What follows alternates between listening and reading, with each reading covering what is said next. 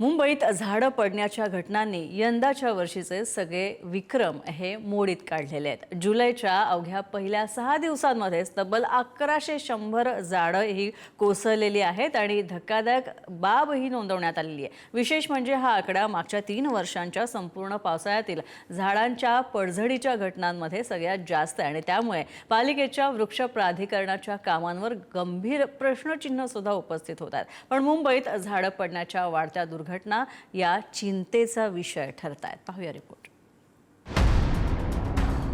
1 जुलैपासून मुंबईत ठिकठिकाणी झाडं अशी कोसळली।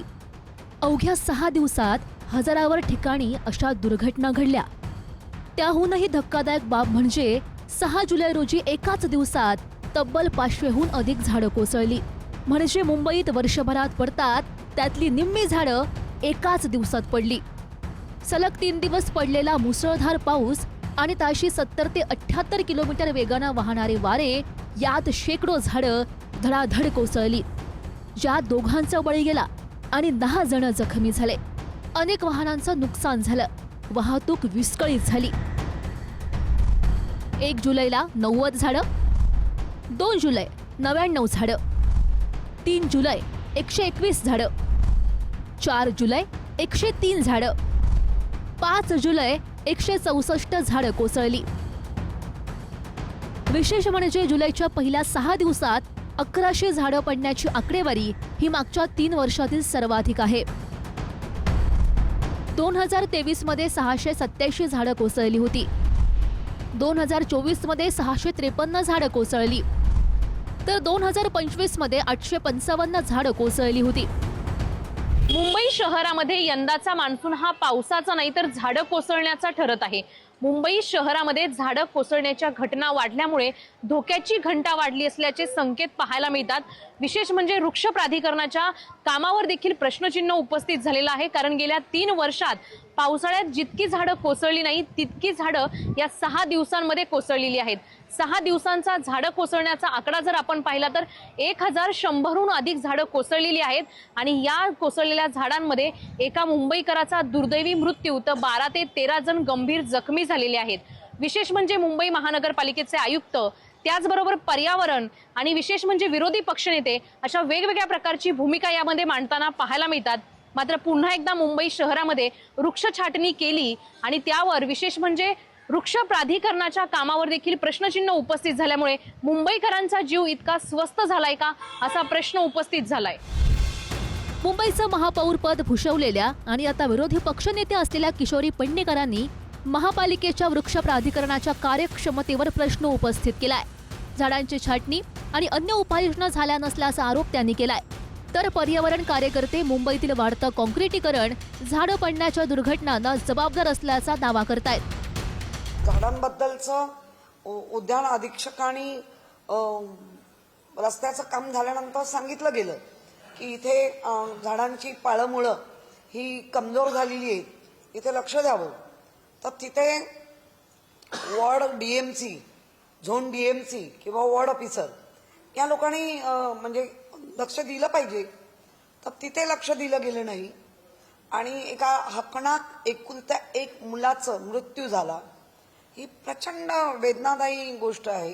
मुंबईमध्ये शेकडो झाडं पडली आहेत आणि ते का झालंय तर मुंबईमध्ये सगळीकडे कन्स्ट्रक्शन चालू आहे आणि त्या कन्स्ट्रक्शनमुळे झाडाचं जे ट्री बेसिन असतं ते ट्री बेसिन सोडलं जात नाहीये। सगळीकडे कॉन्क्रिटायझेशन होत आहे, त्या ट्री बेसिन न सोडल्यामुळे झाड चोक होत आहे। त्याचबरोबर कॉन्क्रिटायझेशनमुळे झाडांची जी मुळं आहेत ती मरतायत। त्याचबरोबर झाडं जी आहेत ती आणि झाडांची जी मुळं आहेत त्यांना पाणी पण मिळत नाही। सगळे ट्री बेसिन्स जे आहेत ते मोकळे केले नाहीत तर मुंबई पुढे 5 वर्षांमध्ये मुंबईमध्ये भीषण परिस्थिती येणार आहे। काँक्रिटीकरणामुळे झाडं पडल्याचा आरोप मनपा आयुक्त अश्विनी भिडे यांनी खोडून काढला। तज्ज्ञांच्या सहाय्यानं झाडांसाठी एसओपी तयार करू असं त्यांनी म्हटलंय। बरीचशी झाडं आपली 50-60 वर्ष जुनी आहेत, त्यांची मुळं खूप खाली गेलेली आहेत आणि ती मुळं खाली जात असताना त्याच्या खाली आपल्या युटिलिटीज आहेत, त्यामुळे युटिलिटी डायव्हर्ट करत असताना आता कुठल्या मुळाला धक्का बसला म्हणून झाडाला धोका निर्माण झाला असा काही त्याला इमिडिएट हे करता येत नाही। परंतु ह्याच्यासाठी रस्ते बांधत असताना याच्याकरता कुठली काळजी घ्यायची, त्याच्या आमच्या ज्या आधीच्या SOP आहेत त्या जर पुरेशा नसतील तर त्याला आम्ही अजून एक्सपर्टचं ओपिनियन घेऊन त्या थोड्या स्ट्रॉंगर करू.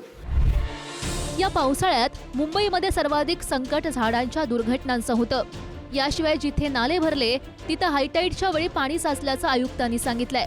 SV रोड सारख्या ठिकाणी अधिक वेळ पाणी तुंबतं आणि आजूबाजूला सुरू असलेलं बांधकाम त्याला जबाबदार असावं अशी शक्यता त्यांनी व्यक्त केली आहे.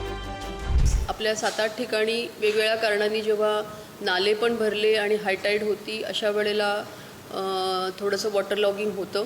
1-2 ठिकाणी विशेषतः SV रोडवर आम्हाला असं दिसलं कॉन्स्टंट मॉनिटरिंगमध्ये की या वेळेला एका विशिष्ट ठिकाणी पाणी जास्त काळ राहतंय, म्हणजे देर इज नो रिझन, कारण आपली SWD आहे, सर्व काही आहे. आता त्याच्यामध्ये प्रायमरी अंदाजामध्ये काही ठिकाणी जवळ चालू असलेल्या बांधकामामुळे काही SWDचे चॅनल्स ब्लॉक झाली आहेत वगैरे असं दिसलंय. तर याच्यासाठी आता आम्ही मधल्या काळामध्ये पूर्ण प्रिकॉशन घेऊ. एकीकडे पाणी तुंबण्याचं संकट असताना मुंबईवरील पाणी टंचाईचं संकट अजूनही दूर झालं नाही. मुंबईमध्ये यावर्षी जुलैमध्ये 2040 मिलीमीटर पाऊस अपेक्षित आहे आणि त्यापैकी 40% पाऊस बरसलाय. मुंबईमध्ये चांगला पाऊस बरसला असला तरी मुंबईकरांच्या धरण क्षेत्रात आणखी पावसाची आवश्यकता आहे. सध्या धरण क्षेत्रात कोसळत असलेला पाऊस मुंबईकरांसाठी दिलासा देईल अशी अपेक्षा करूयात. शिल्पा नरवडे, पुढारी न्यूज, मुंबई.